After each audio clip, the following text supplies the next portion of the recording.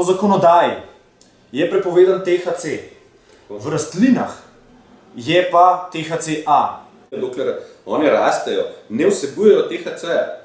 In do takrat je rastlina navadna rastlina, tako kot je, ne vem, zunaj marjetica ali pa zdaj zvončki, trobentice, ne? Zato ker ona ne razvija THC-ja do določene starosti. Šele od tiste starosti naprej je rastlina sporna zakonsko. Da take mlade rastline ne škodijo nikomor in niso droga, ne, to je treba razlikovati. Tako. Dokler rastlina ne gre v cvet, ne, v cvetu mora nastati, se pravi v samem vršičku nastajajo trihomi in tam se začne tvoriti kanabinoid THC-A. Naša zakonodaja je itak zaščitena, ker piše za THC, katerega rastlina sploh nikoli nima, razen če jo termično obdelaš. THC pridobimo s segrevanjem in to iz THC-A, ki je v rastlini, potem nastane THC. Dekarbonizacija se reče pač tem. Prepovedujejo neko vsebino, ki je dejansko ni, ki nastane šele po segrevanju oziroma po nekih postopkih. Posest je sporna, ne? Ni pa uživanje sporno, ker uživanje je v Sloveniji že dovoljeno. Semena. Semena so zakonsko dovoljena pri nas, ne? Prodajamo z 22% davkov, tudi drugi jih prodajajo in to tudi je v Sloveniji jih kupimo, tako da ne vem.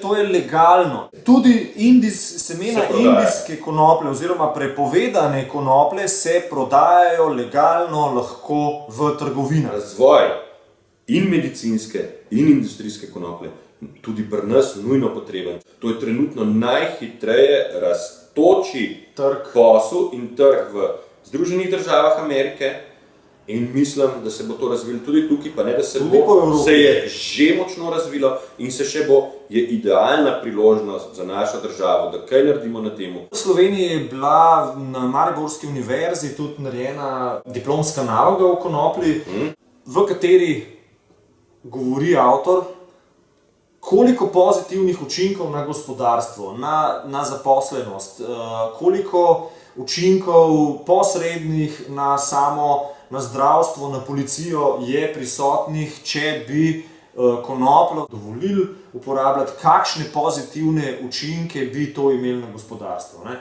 Ogromne. V vseh državah, kjer je prišlo do neke regulacije, je upad kriminala, upad samomorov, povečanje delovnih mest, tako da mislim, da to zelo zgovorno priča in ukinitev črnega trga je potem s tem. Tako da je zelo žalostno, da država vzdržuje črni trg. Ljudje, predvsem starejši, ne kupujejo tega zato, da bojo zadeti. Ne? Oni bi se radi pozdravili. Ker je kriminalizirana konoplja, so prisiljeni v nek črni trg, prisiljeni so se ukvarjati s kriminalci, tako rekoč, ne? In pa na trgu kupovati nepreverjeno robo, kar lahko škoduje. Ne?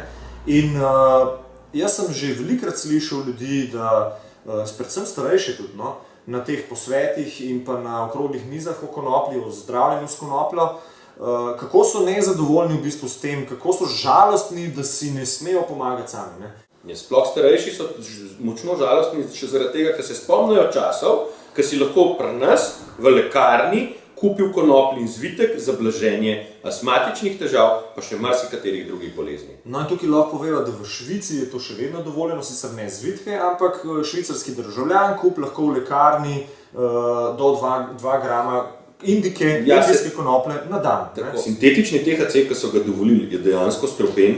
Sintetični THC so postavili v drugo skupino prepovedanih drog.